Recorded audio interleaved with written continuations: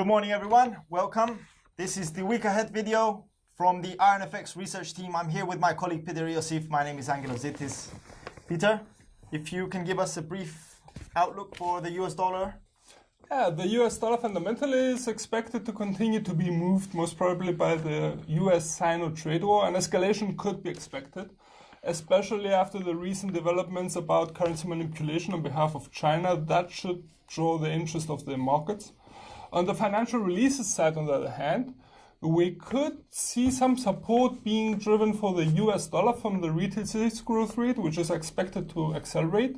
On the other hand, the Philly Fed index is expected to drop, so we could see some weakening for the US dollar there. The FOMC meeting minutes, last but not least, could provide some support should there be any hawkish comments in them. So basically you put first the retail sales, then the Philly Fed index, and then the FOMC minutes. Yeah, the FOMC minutes, I put them last because more or less the decision is already known. There has been an interest rate hike. So what we could expect there would be a confirmation of the next rate hike, most probably in December 2018, and the next rate hikes in 2019, most probably 3. Okay, thank you. If we can move to the UK, any fundamentals? The UK is expected, the pound is expected to be driven mostly by Brexit. We would like to abstain practically from any views which could consider the financial releases of being of no importance. We still continue to place some weight on the financial releases, especially the unemployment data, which I expected due out, and the employment change figure, which is expected to rise substantially and could provide some support for the pound. Later in the week, we get the CPI data, and there we have both the headline as well as the core CPI rates dropping, which could weaken the pound. So first is the unemployment rate, which is expected to remain on hold, but the employment change is expected to increase, and you put it ahead of the CPI data. Yeah, because on a day-to-day basis, it comes out first, and then comes the CPI data. It's not so much the weight, the CPI data as such, the rates are more important, obviously. However, the dates are coming out first are the unemployment data. Very clear. Australia. Also, they have their unemployment report coming out on Thursday, October the 18th.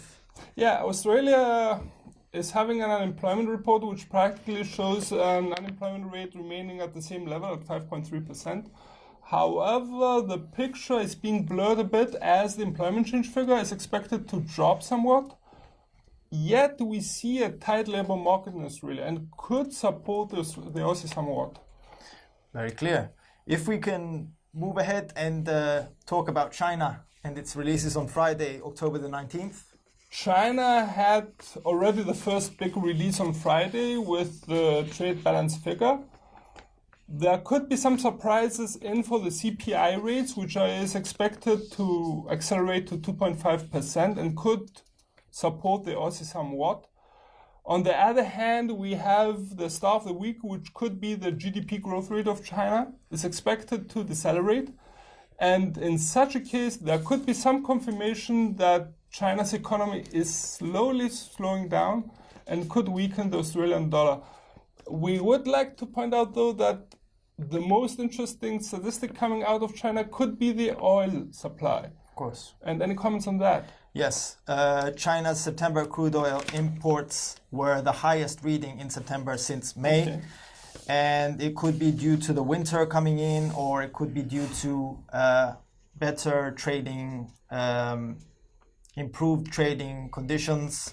But most important is that India's oil imports have increased during September, and they have increased imports from Iran, okay, which Iran has reduced its exports, but still remains in the picture, still remains to be seen what will happen, keeping market participants on the edge as to if they will be included or excluded from further reports for the next 2-3 months.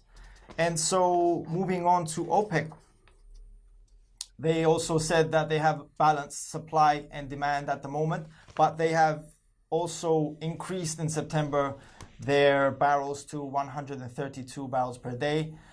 There's no need to expand their output at the moment, but we don't know if they are including in supply from Iran or they're excluding it, because it plays a difference, and oil prices will be affected from Iran's decision. Or so the Saudi fundamental could dominate the market this week, maybe especially after US President Trump has vowed to take action if the Saudis have heard a certain journalist in Turkey last week. And we could see some developments there. Of course, that's very important. And also another statistic, that the kingdom will invest 20 billion in the next few years in order to expand its spare oil production.